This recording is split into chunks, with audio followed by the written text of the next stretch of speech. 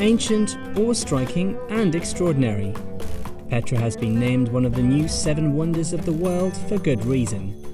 Sandwiched between Iraq, Syria and both the Red and Dead Seas, and located amid rugged desert canyons and mountains, this sprawling prehistoric site is both Jordan's biggest tourist attraction and one of the oldest cities on Earth. To access Petra, you have to go through the Seek, which is this extremely long, narrow rock gorge, and on both sides it's flanked by natural rock faces which stretch between 80 to 190 meters high. It's pretty spectacular. Cutting through the sandstone as a result of thousands of years of rain and wind, the Seek passage doesn't hint at what awaits at the other end. The treasury. Petra has more than 600 of these facades, but the treasury is undoubtedly the most famous, both because of its beauty, but chiefly thanks to its use as the fictional location of the Holy Grail in Indiana Jones and the Last Crusade. In the film's climactic final scenes, Indy and his dad burst from the Seek to encounter the jaw-dropping structure, and it's the same route that most tourists use today. But rather than the resting spot for the Holy Grail, in reality, the treasury's purpose was very different, as I found out. Ali, what do archaeologists think the treasury was? So the archaeologists believe that this beautiful facade was used as a tomb for the Nabatean King Aretas IV, because they found a skeleton, bones, and they found also teeth in an intact way. So for that they believe that it was used as a tomb for the king. The treasury's name comes from the Bedouin tribes who believed that the urn at the top of the facade contained gold. You can still see the bullet holes from their attempts to crack it open, but unfortunately for them, there was no gold, just solid sandstone.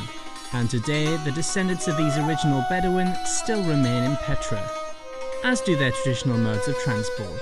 I think I've made a new friend. Thousands of years ago, Petra was far from a dusty archaeological site. It was a thriving trading centre. Ali, how big was Petra?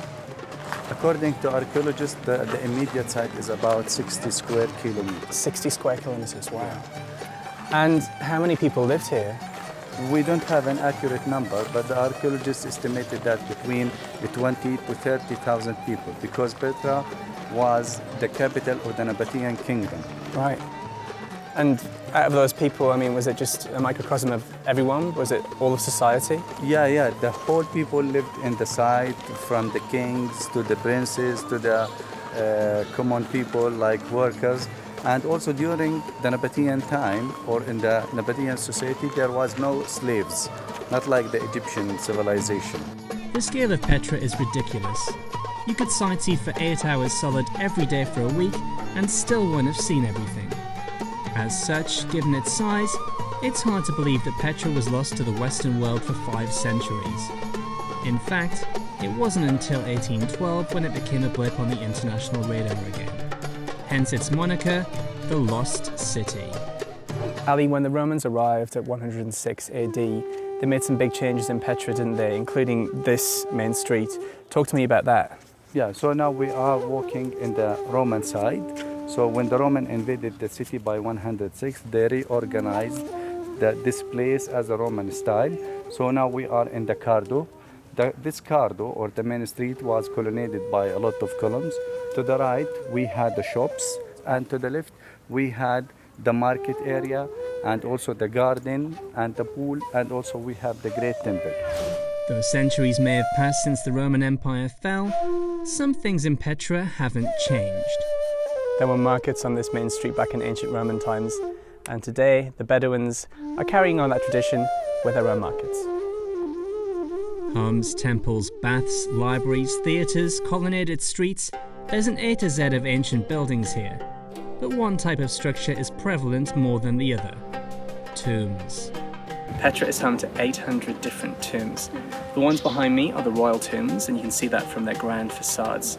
So this place is perfect for anyone who wants to live out their adventuring archaeologist fantasies.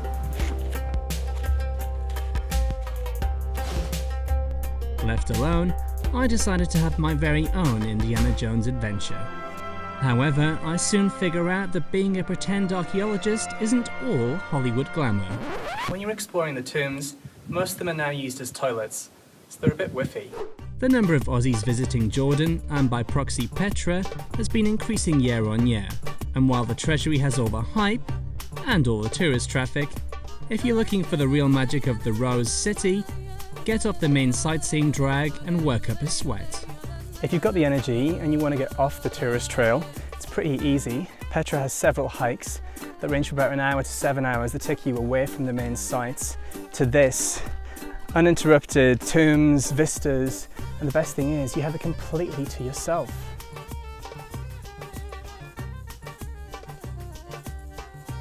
There's no denying that walking uphill in 36-degree heat is pretty hard going, but it's so worth it for this view. Speaking of ditching the tourists, the route through the Sikh can be rammed if you visit during high season. But there is a way to bypass the masses and access the city without the crowds.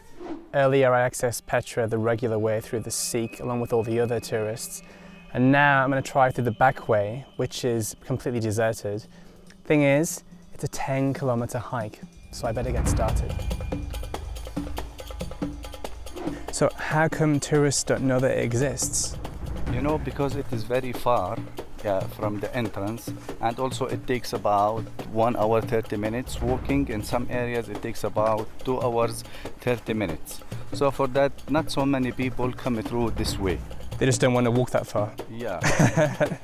Even Ali wasn't confident in navigating the area, so we had to rope in a local Bedouin guide to help us. And during the journey, we didn't see another soul.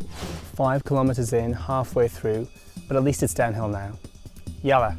While Petra is a hot tourist destination for the rest of the world, to the local Bedouin, it's something else entirely. So Salame, what does Petra mean to you? هذه بلدي وعشنا فيها هون وولدنا هون وكلنا هنا هون. Though debates on the effects of mass tourism on a fragile site like Petra still rage on, archaeologists know that we've barely scratched the surface of this prehistoric capital. In fact, only a few years ago, huge structures were discovered beneath the desert sands using satellite imagery. Despite Petra's obvious scale, in fact, only 15% has been excavated. That leaves a whopping 85% undiscovered and untouched. So one thing's for sure, this lost city isn't revealing all of its secrets anytime soon.